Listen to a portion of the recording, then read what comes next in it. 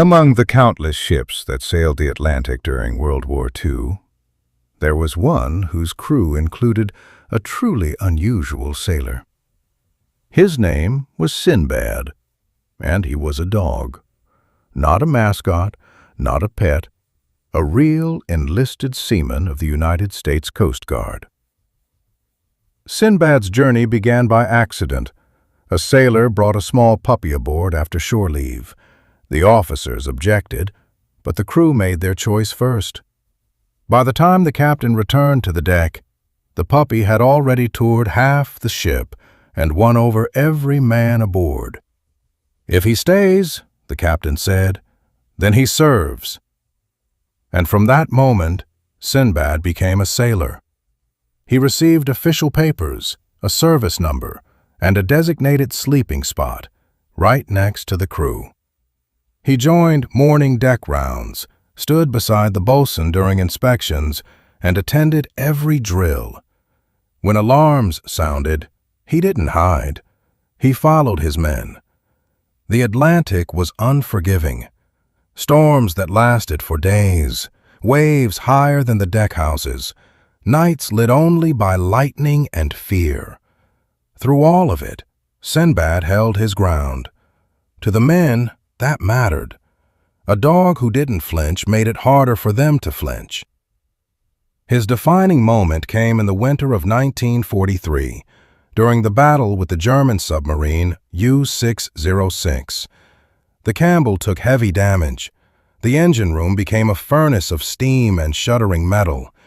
Every man fought to keep the ship alive, and in that chaos, Sinbad stayed with them.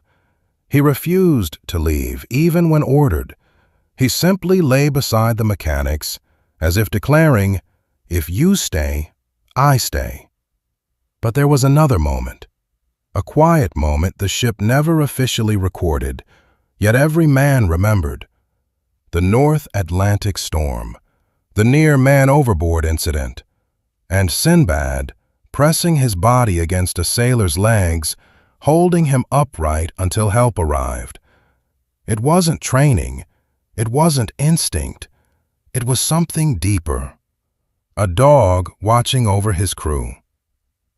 Over time, Sinbad became a national icon. Newspapers wrote about him.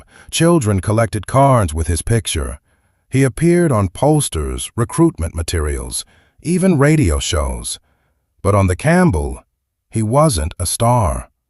He was a friend.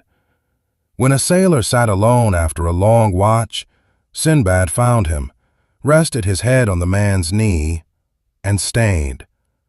That was his real gift, presence. Sinbad had his mischief, too, sneaking off the ship during shore leave, raiding the galley, stealing half a loaf of bread like a seasoned pirate. The crew joked he deserved an official reprimand, but no one stayed angry for long. When the war ended, Sinbad, older, slower, and grayer, retired with honors. His uniform still exists. His service card is preserved, and his photographs live in the Coast Guard archives. But his true legacy lives in memory, in the men who served with him, and in the stories passed down through generations.